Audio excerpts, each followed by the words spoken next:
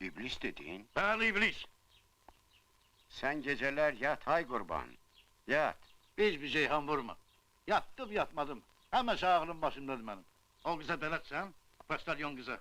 Milliye, neyine beled olmalıyam onun. Çok şirin uşaktır. Ha, indi ben sana diyeyim. Nece dəhşətli bir iblis, bardaş qurub oturup o uşağın içində. Salam gətirmişəm huzuruna mən. Yadındadır.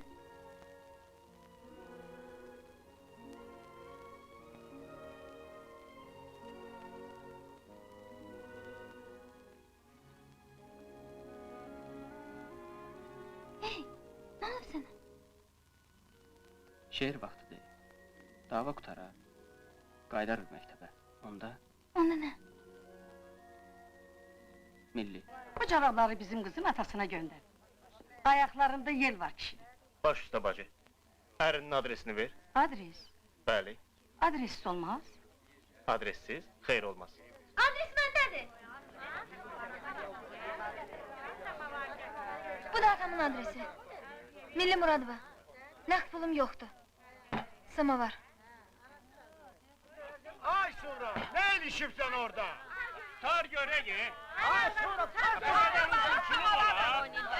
Bu samavar onun cehiziydi.